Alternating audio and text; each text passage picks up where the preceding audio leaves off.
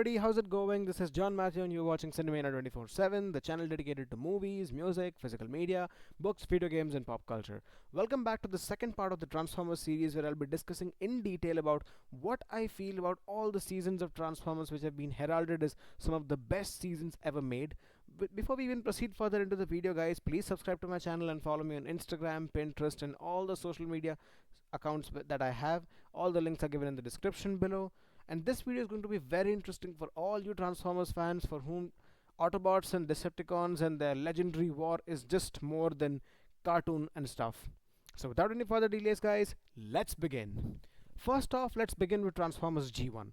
Transformers G1 was largely the result of a toy line being famous in America, which resulted in a series of its own. You had two warring races from a planet Cybertron, which was completely ravaged by a battle for centuries together. As a result, both these factions come onto planet Earth. They are sitting there for decades together, centuries together, until one fine day the computer inside the spaceship resurrects the both of them, and then begins the war on planet Earth. Humans get involved.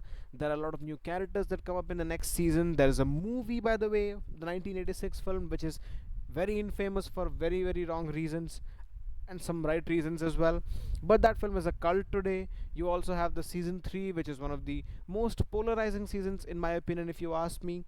Then there is the beginning of season 4 that just ends with around 3 or 4 episodes, nothing more, nothing less. G1 for most of the part is a great TV show and probably the most iconic Transformers TV show ever made. Lot of the Gen Z kids and Gen Alpha kids will probably never realize what it is, or they'll never be able to attend, or let's say relate to the kind of stuff that the TV show back in the 80s was trying to sell. They won't exactly recognize why Bumblebee is a Beetle, not exactly a Camaro. There are so many things about the TV show that have not really aged well, but that's because it was made in a time when it was radically different, an era completely different that I've never even seen myself, but I still like it for the nostalgia and the hype for Transformers that I had as a kid. Nonetheless, on my scale, I would like to rate Transformers G1 8 out of 10 or 8.5 out of 10, very honest. We now move on to Transformers Beast Wars, which will be very controversial. Transformers Beast Wars largely can be classified into two different things. It's very ambitious, and of course, number two, the animation doesn't look good. I mean, let's be real. The TV show picks up almost 3 centuries after the events of the previous TV show. Now we see that the Autobots and the Decepticons have gone on to the next generation. You have the Maximals, who are the descendants of the Autobots, and the Predacons, who are the descendants of the Decepticons. Both of them are fighting the exact same war all over again.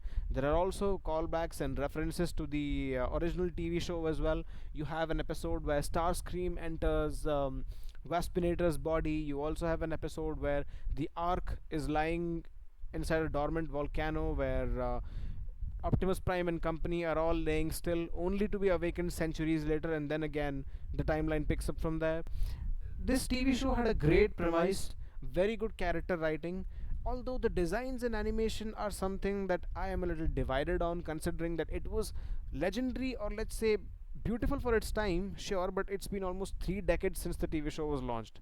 As a result, my sensibilities and the people's sensibilities today have evolved a bit, and I do not really resonate much with the animation, if you ask me. What I resonate the most is with the character writing and the plot, and of course the intensity that is far more in terms of what G1 ever was in its initial run. Beast Wars for most of the part was a very enjoyable show. I liked the character designs as well. I liked the character designs as well, except I was a little aversive to the idea that we have animals being Transformers now instead of vehicles. But for big fans and of course all the Maximal fans, you would definitely like this show. On my scale, I would like to give this TV show a 7.5 out of 10, if that is the most logical rating I can. That's it. This concludes the section for Beast Wars. We now get into the most controversial section of the video, that is Beast Machines. Okay, let's be real. Beast Machines had a lot of things going for itself. It was supposed to be a sequel to one of the best Transformers TV shows ever made, with the predecessor that has had such a good run on TV and of course is very iconic. You expect a very good sequel, right? Not is really. Very iconic because you expect a very good sequel, right? Not really. Because in fact, most of the TV show that Beast Machines was, it was pretty unique for its time. The plot was far more mature and far more darker than the previous season. Some of the maximal characters were converted into, you know, Decepticons, or let's say Predacons of their own, which never really made sense to me. There were some animation designs which actually looked better than the previous TV show. The theme song, of course, looked iconic as well, but parts of the TV show could have been better. And of course, for a children's TV show, this was way too mature and way too high end for anybody to handle with. Let's be real.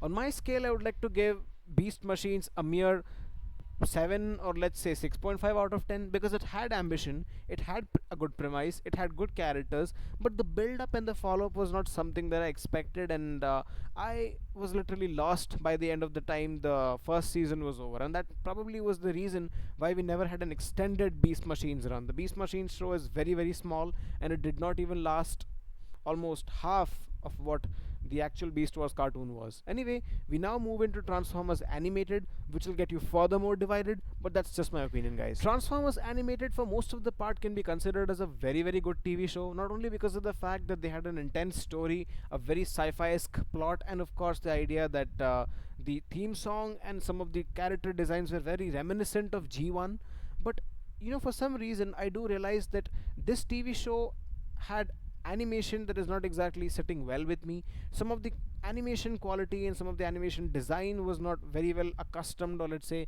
very well in sync with what I wanted. As a result, I felt a little jaded by the time this TV show got over. Sure, I like the plot, sure, I like the characters, but a cartoonish Optimus Prime never really looked good to me.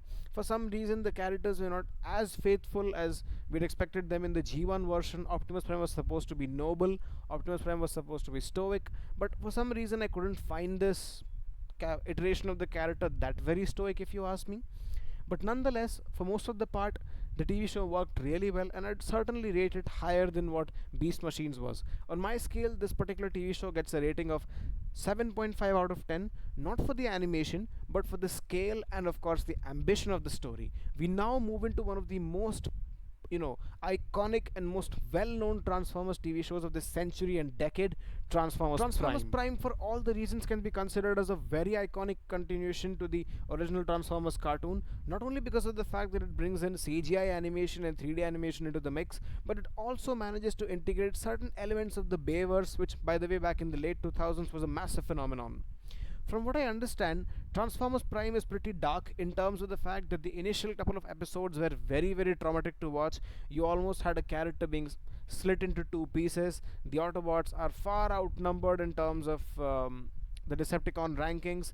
It's just a few Autobots trying to fight against a massive army of Decepticons that never ceases to attack them or completely annihilate them. There are also new characters coming into the mix every now and then. There's a scene where you also have some human villains as well that are trying to experiment on Transformers.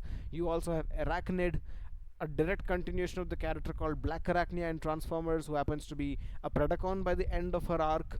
She almost ends up being a blood-sucking Predacon, which again seems cool to me, if you ask me. Brian Tyler's music and the theme song is very, very iconic. I like the idea that they also got Peter Cullen into the mix. They managed to give him the role of Optimus Prime for the TV show as well. The writing was pretty strong for most of the part. Filler episodes, well, not really. This TV show didn't have many filler episodes, as you could tell. Of course, not like G1 or the other previous iterations. Transformers Beast Hunters was a worthy continuation as well. I like the emotional weight of the entire season, and particularly the biggest highlight, in my opinion, could be how Bumblebee got his voice back. Something that would again happen in Transformers The Last Night, which I'll keep for a different video sometime soon. Nonetheless, that puts my point for Transformers Prime and, of course, all the TV shows of Transformers that have existed in the best category. I would like to wrap up the video with a small Netflix recap as well, which might be divided, or let's say jaded in its opinion, but again, this is all personal, has nothing to do with what you feel. You are free to like and free to do whatever you wish to.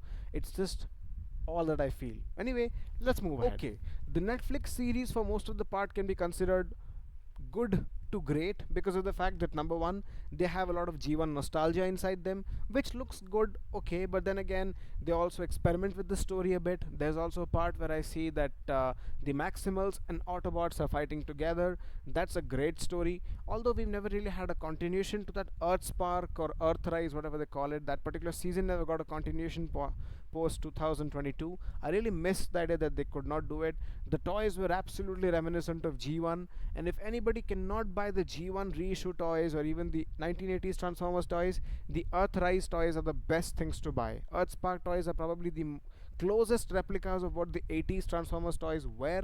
If you're a fan, you must collect them because I plan to do them soon. On a side note though, if you guys are also fans of Transformers, I expect most of you to be collecting Studio Series figures as well.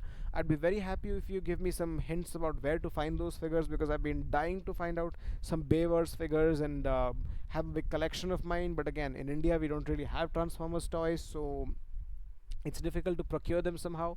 You can tell me some ways where I can find websites which can get me stuff here. Nonetheless, that ends the video, guys. Thank you so much for watching my video so far. If you have, please subscribe to my channel and keep buying physical media. That's the best and the most amazing way to protect movies for long. Stay safe, bye bye, and roll out.